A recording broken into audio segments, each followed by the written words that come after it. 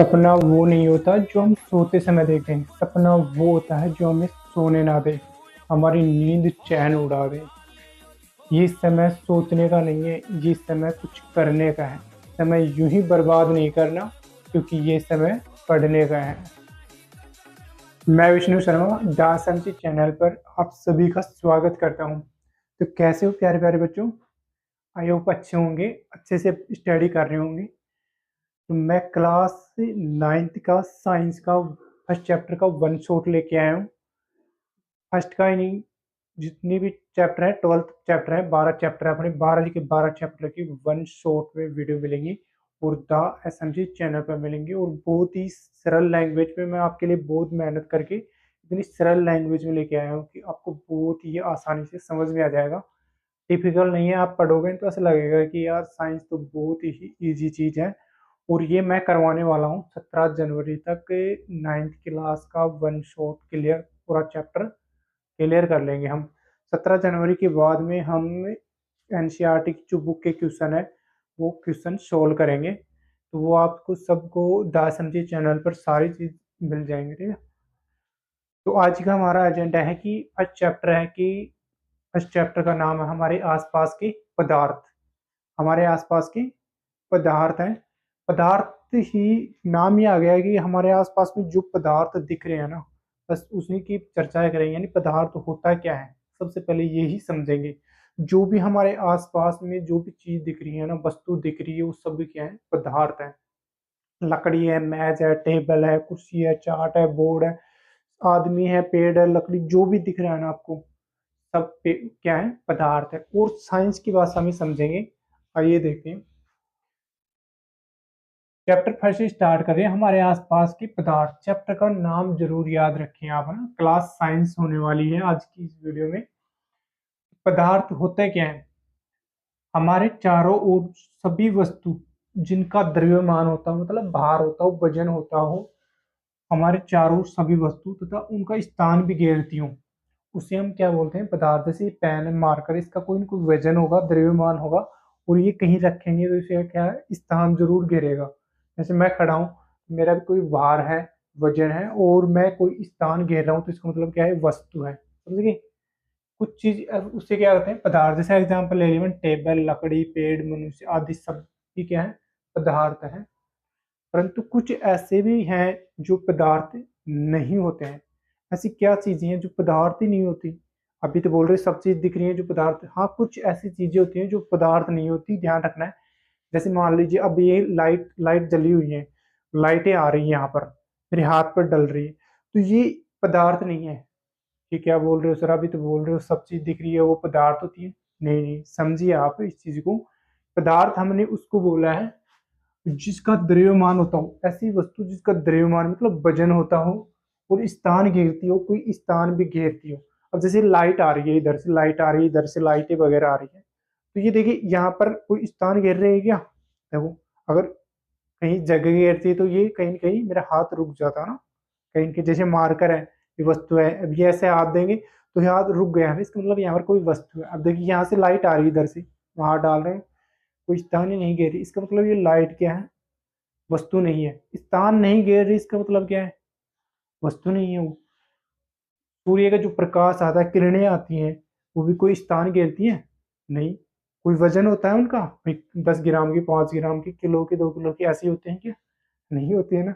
तो चीज का ध्यान रखना, जो चीज बिल्कुल सिंपल सी चीज है, जिनका द्रव्यमान मतलब भार होता हो और स्थान घेरे, उस चीज को हम पदार्थ कह देंगे, ठीक है।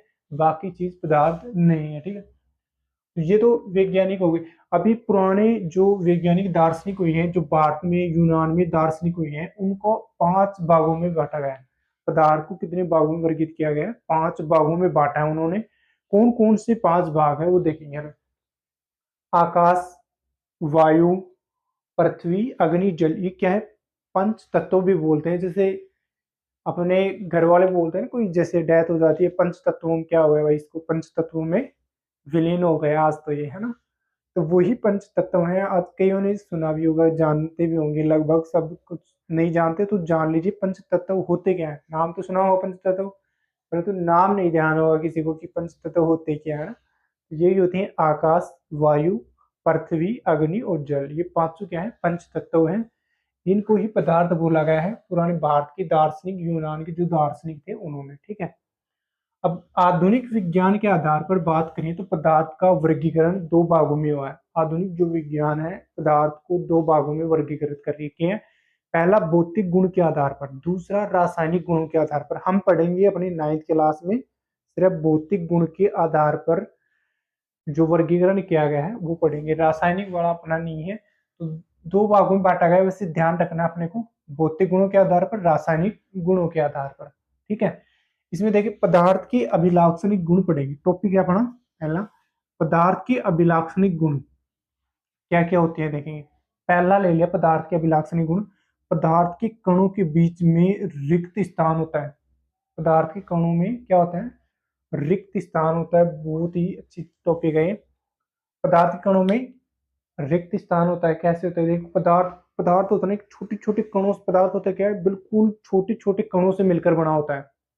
इतनी छोटे कण कि उसका और टुकड़ा नहीं कर सकते, उसको पदार्थ बोलते हैं ना, उसके पदार्थ के अणु बोलते हैं, उसका और टुकड़ा नहीं कर सकते, परंतु उसके अंदर भी सूक्ष्म छिद्र होते हैं। ध्यान रखना ये चीज है ना, पदार्थ के अंदर भी बिल्कुल बारीक बारीक दिखता तो नहीं है सर, इतना टुकड़ा जिसका टुकड़ा ही नहीं हो वो दिखेगा, सूक्ष्म दर्शी से देखेगा उनको ऐसे दिखेगा। कि पहले पढ़ेंगे अपने पदार्थ के बीच में रिक्त स्थान भी होता है, ये जानेंगे कैसे होता है, ठीक समझेंगे अभी। किसी गैस को बहुत अधिक संपीड़ित किया जा सकता है क्योंकि उसके अणुओं के बीच में रिक्त स्थान होता है। संपीड़ित का मतलब उसके प्रेशर डाला जा सकता है, जैसे समझेंगे अभी एग्जांपल में। मान लीजिए कोई बर्फ का टुकड़ा ले लिया मैंने, ये क्या है, ठोस है। बर्फ का टुकड़ा ले लिया, क्या है, ठोस है। इसके ऊपर, इसकी ठोस के अंदर क्या होते हैं, कण बिल्कुल पास पास में होते हैं ऐसे। ठीक है, कण छिद्र जरूर होते हैं, सूक्ष्म कण इनकी होते हैं जरूर, पर कोई दूर होता है कोई पास होता है। मान लीजिए दूसरा ले लिया मैंने द्रव, तीसरा ले लिया गैस। ठीक है, द्रव के थोड़े दूर दूर होते हैं, गैस के और भी दूर दूर होते हैं। ठीक है, अब एक चीज बताइए, सिंपल सी चीज है कि गैस के अणु होते हैं उनको संपीड़ित किया जा सकता है, मतलब दबाव प्रेशर डाला जा सकता है। इनमें देखिए सबसे, आप बताइए सबसे ज्यादा किस चीज के ऊपर आराम से प्रेशर लगा सकते हैं हम, ठोस पे, द्रव पे या गैस पे। ठोस पे आप दबाव लगाओगे ना, बर्फ के टुकड़े पर दबाव लगाओगे तो अंगूठा ही टूट जाएगा आपका, दबेगा नहीं, है ना। क्यों क्यों नहीं दबता, इसके कण होते हैं ना बिल्कुल पास पास होते हैं, इसमें इतना संपीड़ित नहीं कर सकते इसको। जैसे जल है, जल के ऊपर अंगूठा रखोगे आप दबाओगे, थोड़ा प्रेशर क्या होते हैं, अणु दूर दूर होते हैं तो प्रेशर लगेगा इसके ऊपर थोड़ा बहुत, है ना। और गैस के जो अणु होते हैं उसके ऊपर अगर प्रेशर लगाया जाएगा ना, थोड़ा ज्यादा प्रेशर लगा सकते हैं, क्योंकि उसके अणु क्या होते हैं, दूर दूर होते हैं, वो संपीड़ित हो सकता है ना। तो यही है, किसी गैस को बहुत अधिक संपीड़ित किया जाता है, अणु के बीच में रिक्त स्थान होता है। अभी समझेंगे रिक्त स्थान कैसे होता है। दूसरा, वो गैस के अणु होते हैं ना, मान लीजिए एक सिलेंडर ले लिया आपने, 1 केजी 1 केजी गैस ले ली, छोटा डब्बा ले लिया मैंने 1 केजी का, उसके अंदर 1 केजी गैस भर दीजिए। 2 केजी का डब्बा ले लिया, उसके अंदर 1 केजी गैस भर दीजिए। ठीक है, भर दिया आपने, उसी ही 1 केजी गैस को 20 केजी वाले डब्बे में डालिए, पूरी आयतन घेर लेगी, वो चारों तरफ घेर लेगी, क्योंकि उसके अंदर अणुओं के अंदर क्या है, अणु है तो 1 केजी, पर उसके अणु क्या करते हैं, गतिशील होते हैं, दूर दूर कणों होते हैं ना, उसके कणों के बीच की दूरी क्या होती है, ज्यादा होती है। अगर उसको छोटे में डालेंगे तो वो 1 केजी में भी आ जाएगा ना। उनके अणुओं के बीच में संपीड़ित का गुण पाया जाता है, फैलने का, संपीड़ित का मतलब फैलने का गुण पाया जाता है, सिंपल सी बात ये है। दूसरा, जब जल में जब जल में चीनी या नमक घोला जाता है तो जल के अणुओं के मध्य क्या होगा, चीनी और नमक क्या हो जाएंगे, समावेशित हो जाएंगे। ये क्या बला आ गई सर, जल के अणु होते हैं, जल में भी क्या होते हैं, छोटे छोटे सूक्ष्म सूक्ष्म छिद्र होते हैं। बिल्कुल सही सुना आपने, बिल्कुल सही बोल रहा हूँ। छोटे-छोटे कण होते हैं, दिखते नहीं है सर, वो दिखते नहीं है बिल्कुल भी, सूक्ष्मदर्शी यंत्रों से देखे जा सकते हैं, ऐसे नहीं दिखते वो ना। तो उनकी मध्य भी होता है, जैसे आपने घर में नींबू पानी बनाते हैं, शिकंजी वगैरह तो बनाई होगी ना, आपने देखी होगी ना। आज मैं बना के दिखा रहा हूँ स्पेशल, आइए। एक गिलास ले लीजिए आप, कोई भी जग पात्र ले लिया।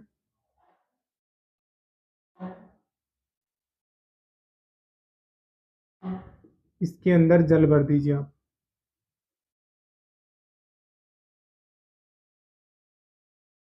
इसके अंदर क्या कर दिया आपने, जल भर दिया, यहाँ तक कर दिया। यहाँ पर मान लीजिए कोई भी किसी प्रकार का निशान, टेप वगैरह लगा दीजिए, कुछ भी लगा दीजिए, यहाँ तक जल है ना, यहाँ तक लगा दीजिए, ठीक है। इस जल के अंदर अगर एक या आधा चम्मच नमक डाल दीजिए आप, नमक डाल दिए, या चीनी डाल दीजिए आप, चीनी डाल के फिर हिलाइए आप। चीनी ले ली, हिलाते रहिए हिलाते रहिए जब तक हिला लिया पूरा घुल गया हो। उसके बाद पानी को शांत हो जाने दीजिए, बैठ जाने दीजिए आराम से। उसके बाद देखेंगे ना आप, उसका पानी का स्तर बढ़ेगा ही नहीं। और ये क्या जादू है, जादू नहीं है। जो जल के अणु होते हैं ना, उसके अणुओं के मध्य जो नमक के कण होते हैं वो समावेशित हो जाते हैं, या शक्कर के अणु होते हैं वो समावेशित हो जाते हैं। अब ऐसे मत करना, अगर पर एक गिलास जल ले लिया, एक गिलास नमक डाल रहे हैं, तो ऐसा तो संभव नहीं है ना। थोड़ा बहुत डालेंगे ना तो वो थोड़े सूक्ष्म सूक्ष्म छिद्र होते हैं, छोटे छोटे छिद्र होते हैं, तो उनके अंदर आसानी से समावेशित तो हो जाएगा। तो ये प्रैक्टिकल कर सकते हैं आप, देख सकते हैं कि होता है या नहीं होता उनके अणु। अगर ये ऊपर नहीं जा रहा तो इसका मतलब क्या होता है, अणु तो है, क्योंकि वो जा कहाँ रहा है। हमने तो आधा एक चम्मच डाला ना, उसके बदले में जल ऊपर तो आना चाहिए ना, और ऊपर बढ़ता ही नहीं, क्यों नहीं बढ़ता, क्योंकि उसके अंदर सूक्ष्म सूक्ष्म अणु होते हैं, उसके अंदर समावेश तो हो जाते हैं वो एक दूसरे के अंदर, ठीक है। तो जल का स्तर बिल्कुल भी बढ़ेगा नहीं। जैसे ही जल में चीनी या नमक घोलेंगे ना, उनके अणुओं के मध्य चीनी के नमक समाविष्ट हो जाते हैं, और जल की स्तर क्या रहेगा, समान रहेगा।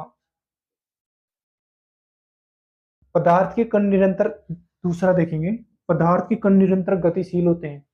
पदार्थ के कण क्या होते हैं, जैसे ये है हमारा, इसके अंदर भी गतिशील होते रहते हैं पदार्थ के कण।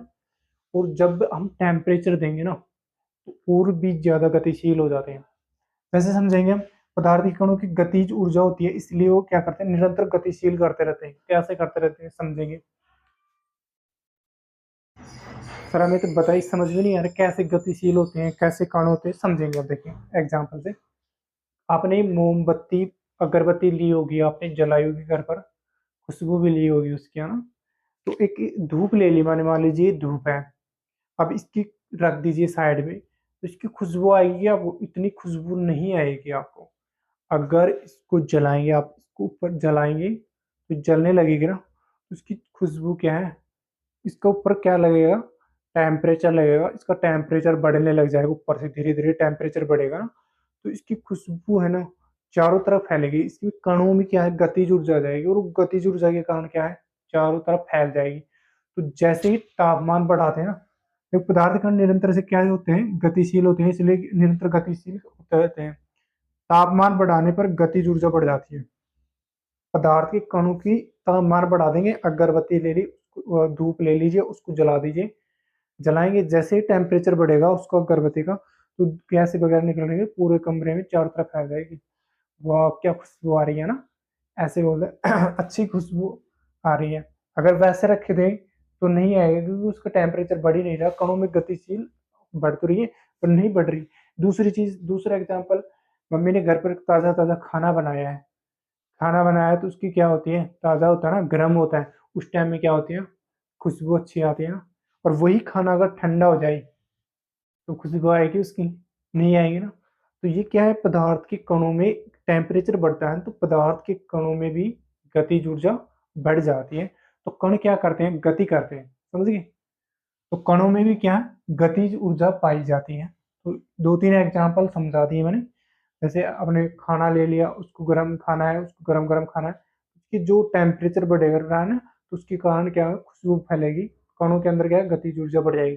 और भी समझेंगे, जैसे और समझा दूंगा, एग्जाम्पल ले लेते हैं। मान लीजिए कोई भट्टी ले ली, इस पर आग जला दी और ये मैंने कोई लोहे का चिमटा ले लिया या कोई रोड ले लीजिए आप।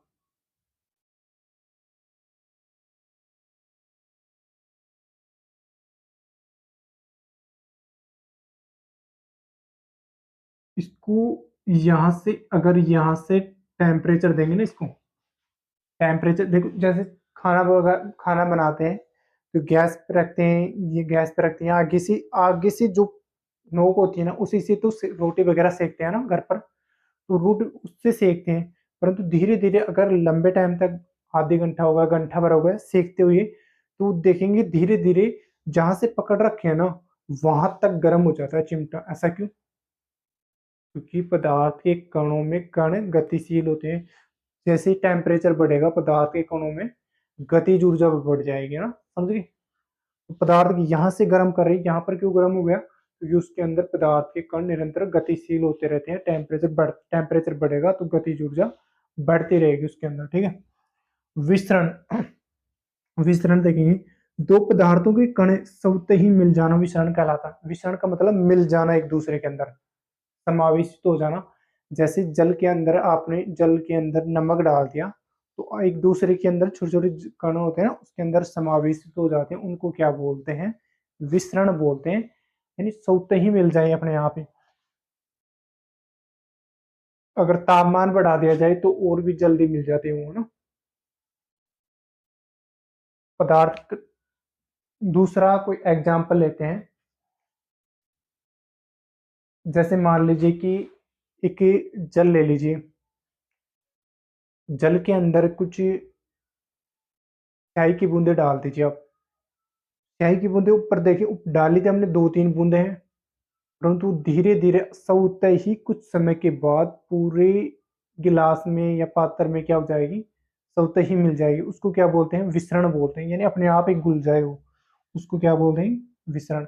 अगर उसका टेम्परेचर बढ़ा दिया जाए, टेम्परेचर जैसे बढ़ाएंगे तो और भी ही जल्दी। नेक्स्ट टॉपिक अपना तीसरा, पदार्थों के कण एक दूसरे को आकर्षित कैसे हैं? पदार्थ के कण क्या है? दो पदार्थ हैं, एक दूसरे को आकर्षित करते हैं, अपनी ओर खींचते हैं। जो देखेंगे समझेंगे क्या करते हैं। पदार्थ के कणों के बीच लगने वाला जो आकर्षण बल होता है ना, उनको क्या करता है? एक दूसरे को आकर्षित करके रखता है। जैसे पृथ्वी और अपने पर बीच के अंदर क्या लग रहा है? आकर्षण बल लग रहा है। कौन सा बल? गुरुत्वाकर्षण बल। तो उससे एक दूसरे की ओर चिपके रहते हैं तक। ऐसे नहीं कि अगर गुरुत्वाकर्षण बल नहीं होता, एक दूसरे की ओर आकर्षण नहीं होता ना, तो आज हम यहाँ नहीं हवा में उड़ रहे होते एक दूसरे, कहीं भी कोई पता ही नहीं होता ना। ये मार्कर है, अब ये भी जैसे जैसे डालेंगे नीचे ही चला जाएगा। एक दूसरे को क्या करते हैं? आकर्षित करते हैं ना, वस्तु होते हैं, कण है इसके अंदर भी, जैसे मार्कर है इसके अंदर छोटे छोटे कण है, एक दूसरे को आकर्षित किए हुए हैं, पकड़े हुए हैं, जकड़े हुए हैं, उसको बोलते हैं एक आकर्षण बल। एक दूसरे की ओर लगते हैं, पदार्थ कणों के बीच में क्या लगते हैं? आकर्षण। तो वो एक दूसरे को क्या रहते हैं? बंधे हुए रहते हैं, ठीक है।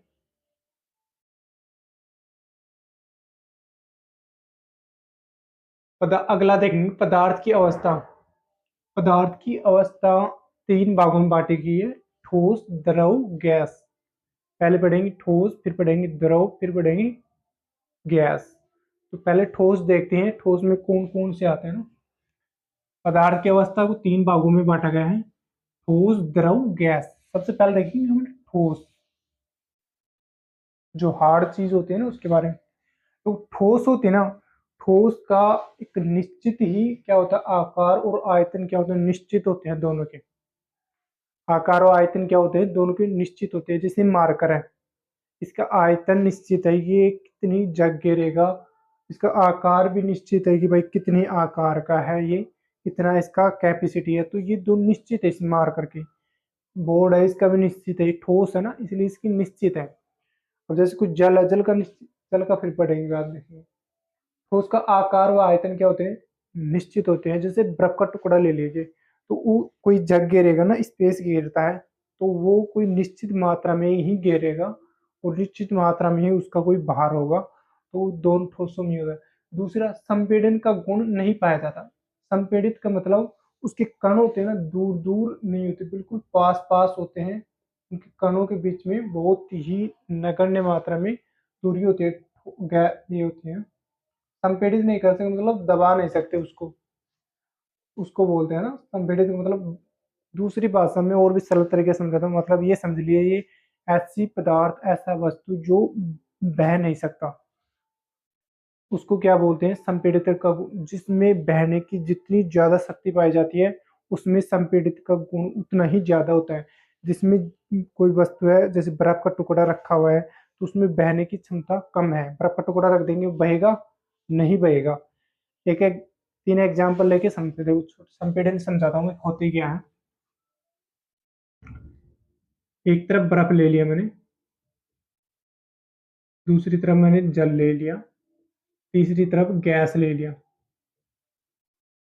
कोई भी गैस ले लेते हैं, सीएनजी वगैरह जो भी है ना। बर्फ ले लिया मैंने, दूसरा जल ले लिया, एक तीसरा गैस ले लिया।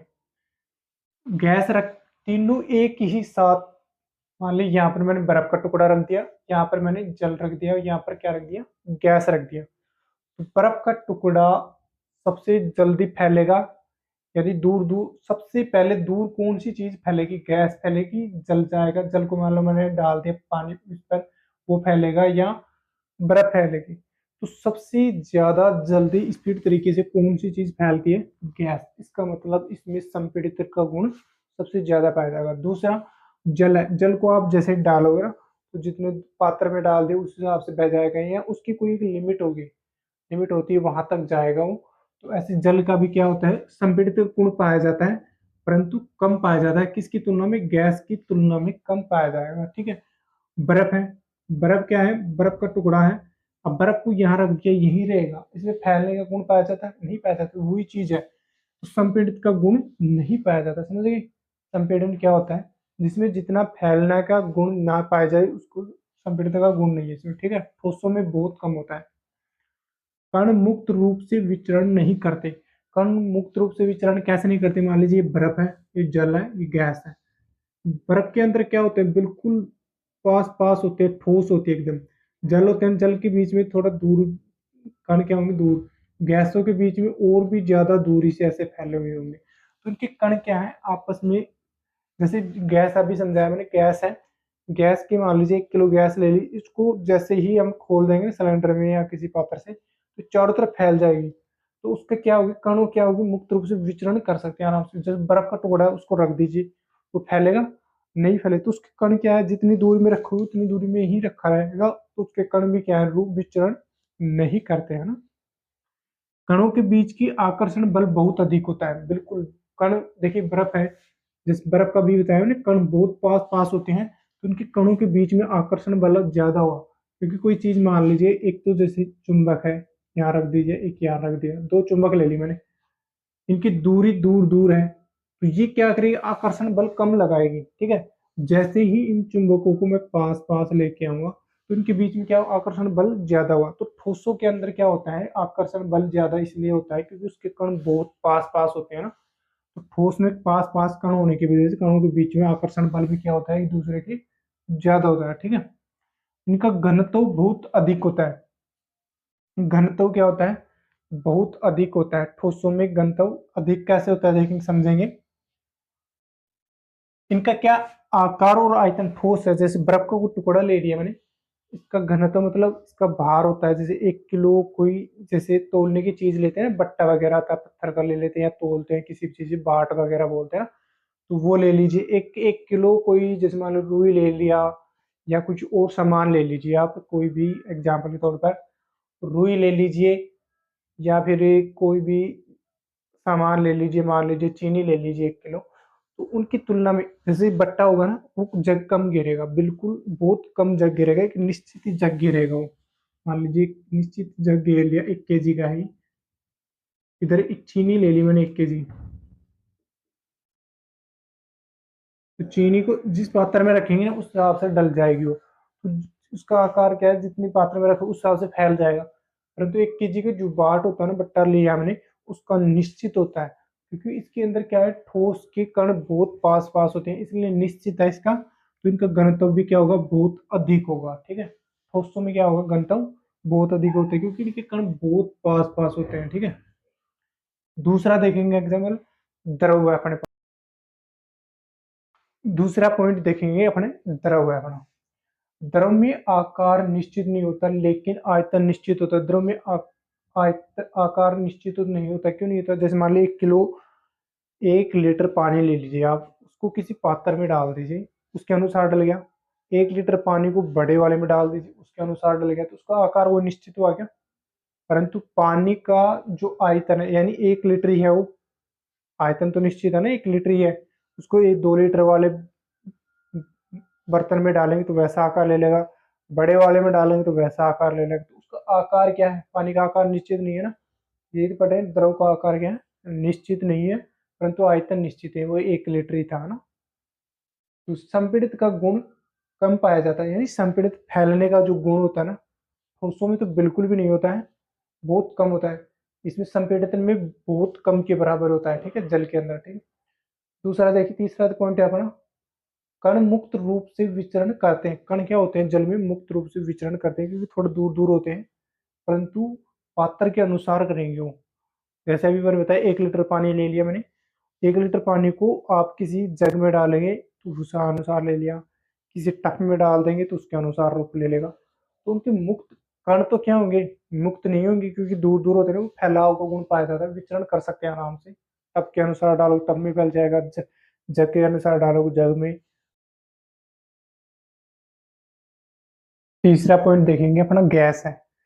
तो गैसों में देखेंगे क्या क्या होता है। गैसों के आकार और आयतन, पहले देखेंगे गैसों के आकार और आयतन निश्चित नहीं होते।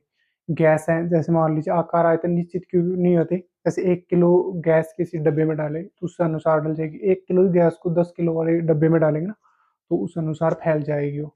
तो गैसों का ना तो कोई आकार होता है कि ऐसे आकार में डलेगी बर्तन के अंदर, जिस बर्तन में डालोगे उस आकार के ढल जाएगी।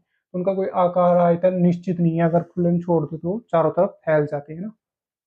संपीड़न का गुण अधिक पाया जाता है उसमें। संपीड़ित का मतलब फैलाव का गुण। गैस है, गैस को जैसे ही यहाँ से लकीज होता है सिलेंडर वगैरह, तो यहाँ से दूर तक फैल जाती है ना।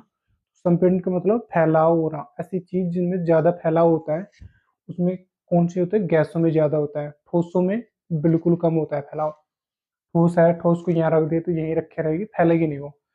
गैसों में फैलाव होता है, जैसे दूध ले लिया, दूध को जैसे ही जलाएंगे ना तो उसकी खुशबू चारों तरफ फैल जाती है ना। तो ये संपीड़न का गुण पाया जाता है किसमें? गैसों में ज्यादा पाया जाता है। कण मुक्त रूप से विचरण करते हैं। कण क्या है? मुक्त रूप से विचरण करते हैं। कैसे? ठोस है, गैस है, गैस के कण क्या क्या दूर दूर होते हैं, तो दूर दूर होते हैं तो आराम से विचरण कर सकते हैं, घूम सकते हैं। कणों के बीच क्यों कर सकते हैं? कणों के बीच मध्य आकर्षण बल न्यूनतम कम होता है उनके अंदर। गैसों के कण क्या होते हैं? बिल्कुल दूर दूर होते हैं। ठोसों के कण क्या होते हैं? बिल्कुल पास पास होते हैं। जैसे ठोस है ये, ठोस के कण ऐसे बिल्कुल पास पास होते हैं। द्रव के कण थोड़े दूर दूर होते हैं, और गैसों के कण और भी ज्यादा दूर दूर होते हैं ऐसे, ठीक है। तो इस वजह से इनके आकर्षण बल दूर दूर होंगे। जैसे मान लो ये गैस है, यहाँ एक कण है, एक ये कण है, तो उनके बीच की दूरी क्या होगी? कम होगी। आकर्षण बल क्या होगा? कम होगा ना, तो ये आराम से विचरण कर सकते हैं। अगर यही बल ऐसे पास पास रहे, आकर्षण बल अधिक रहे, तो आकर्षण बल अधिक रहेगा तो विचरण नहीं कर पाएंगे स्वतंत्र तरीके से ना। गैसों में घनत्व न्यूनतम पाया जाता है। गैसों में क्या है? ठोसों की तुलना में क्या है? बिल्कुल न्यूनतम पाया जाता है, ना के बराबर होता है घनत्व इनके अंदर, क्योंकि इनके अंदर फैलाव ज्यादा होता है, संपीड़न का गुण ज्यादा पाया जाता है, ठीक है। दूसरा नेक्स्ट पॉइंट देखेंगे अपना, तापमान। पदार्थ का तापमान पे परिवर्तन करें। तापमान अलग अलग टेम्परेचर पे करते हैं तो क्या क्या परिवर्तन आते हैं पदार्थ में ना, देखते हैं आइए। सबसे पहले अलग अलग टेम्परेचर पर पदार्थ का अलग अलग गुण देखेगा अपना। गलनांक है। गलनांक किसे कहते हैं? देखिए, जिस न्यूनतम तापमान पर ठोस पिघल कर किस में बदल जाए? द्रव अवस्था में बदल जाए, उसको क्या बोलते हैं? गलनांक बोलते हैं। ठोस से सीधा किस में बदल जाए? द्रव में बदलेगा। जैसे बर्फ ले लिया अपने, बर्फ को कुछ टाइम के लिए रख दीजिए, एक निश्चित टेम्परेचर पर वो क्या हो जाएगी? पिघलने लग जाएगी। उसका एक निश्चित टेम्परेचर होता है पिघलने का, उसका बर्फ का गलनांक होता है। बर्फ 273 केल्विन पर, यहाँ 0 डिग्री टेम्परेचर होता है ना, 9 डिग्री टेम्परेचर हो गया, 10 डिग्री, आज 12 degree, 23 degree, 30 degree, 45 degree, 48 degree, ऐसे आज गर्मियों के टाइम में 30 डिग्री, 32 डिग्री, 35 डिग्री, 40 डिग्री तक चला जाता है ना। ऐसे ही टेम्परेचर अगर 0 डिग्री पर हो गया ना, तो ये बर्फ क्या है? पिघलने लग जाएगी, ठीक है। बर्फ का गलनांक स्टार्ट हो जाएगा। अगर केल्विन की बात करें, केल्विन अगर नापेंगे तो 273 पर पिघलने स्टार्ट हो जाएगी बर्फ, ठीक है।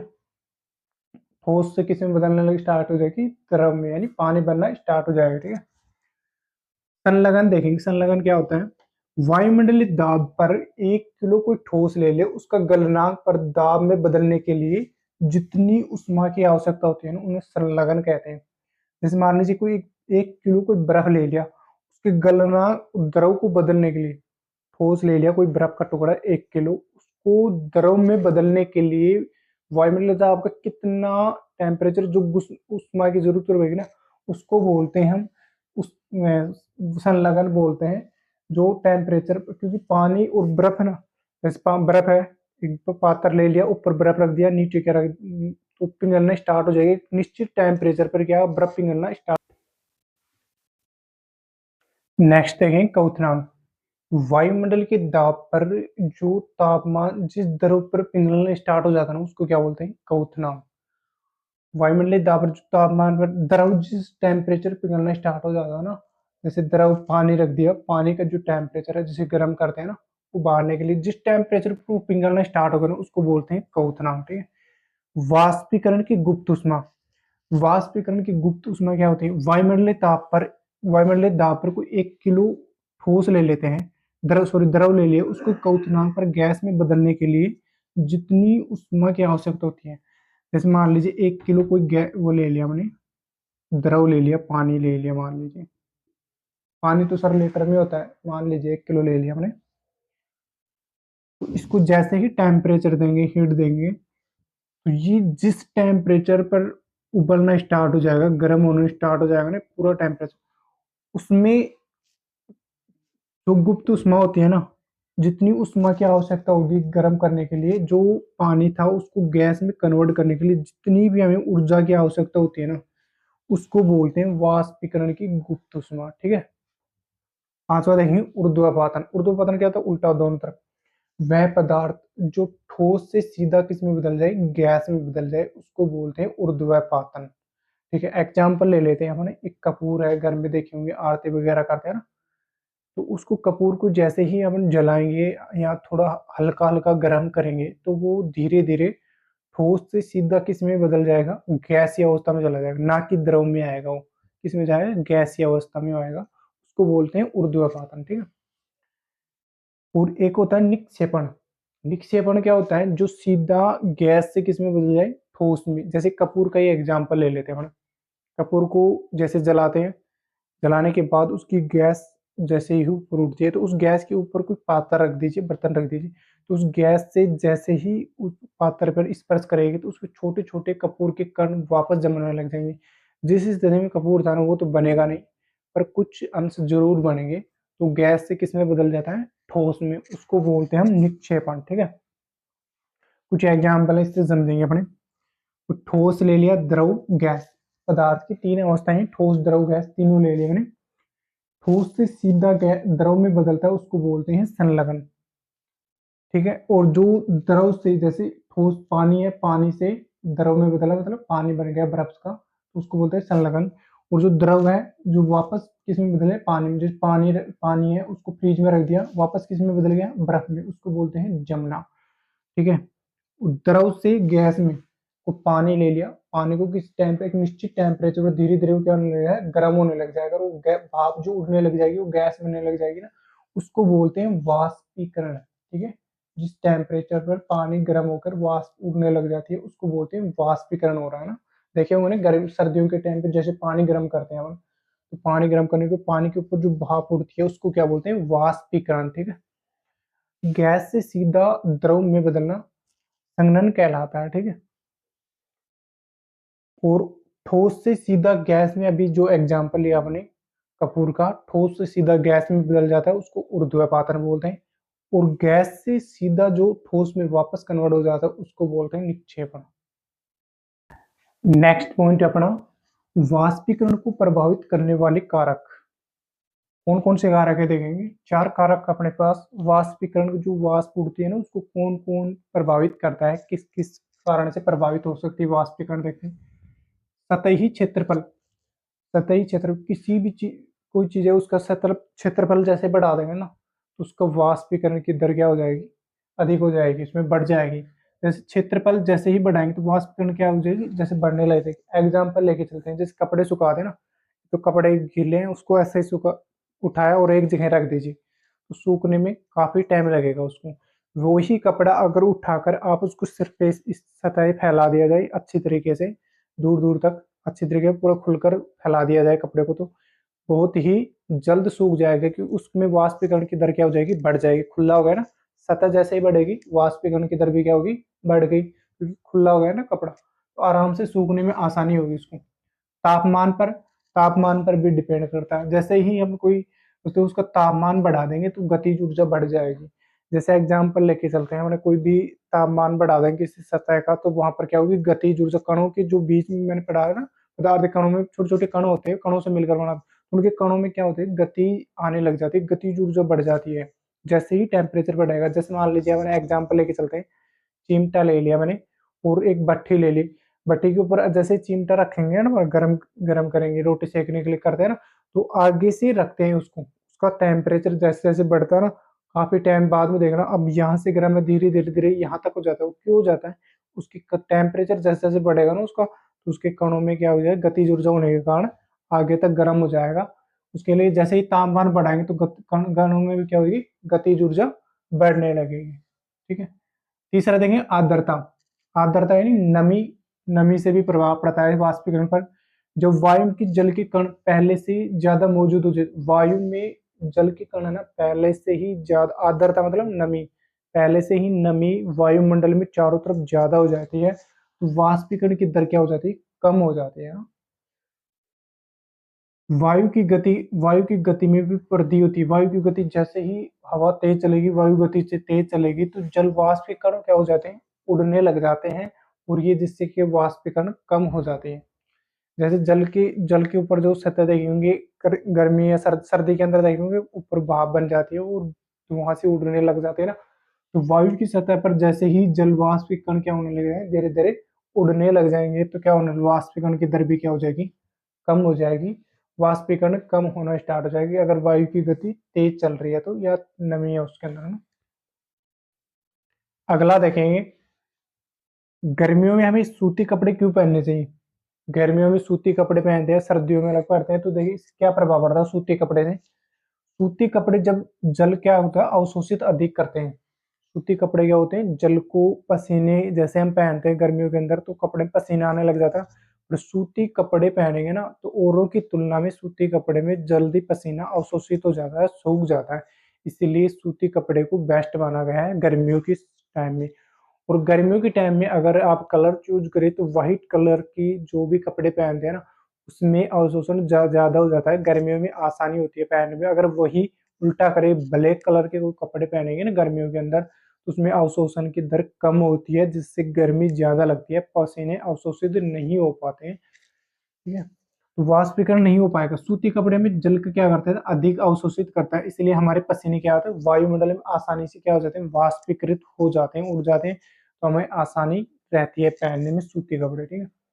अगला देखेंगे, बर्फीले जल के गिलास के बाहर, कोई बर्फीला जल है उसकी गिलास की बाहरी सतह पर पानी की क्यों क्या दिखाई देते हैं, बूंदे दिखाई देते हैं। पानी क्यों, पानी की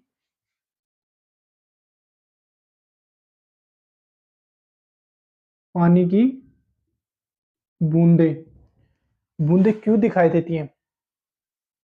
बर्फीली जल है, उसकी गिलास की सतह होती है, उसकी बाहर पानी की जो बूंदे देखे होंगे ना, यहाँ आपने पानी की बोतल ली होगी ठंडी एकदम गर्मियों के टाइम में, तो उसके बाहर देखेंगे आप पूरी बूंद सी आ जाती है, कुछ टाइम बाद में रख देते हैं। या कोई फ्रिज से जैसे बोतल निकाल ली ठंडी एकदम, बाहर रख दीजिए, पानी की जो बूंदे बूंदे आ जाएंगी, क्यों आ जाती हो।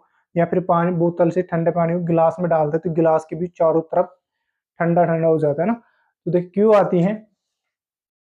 किसी भी पात्र में जैसे बर्फीला जल ले लिया, कोई जल लेते हो, उसकी बाहरी सतह पर जो पानी होता है ना, पानी की क्या हो जाती है, बूंदे नजर आएंगे अपने को।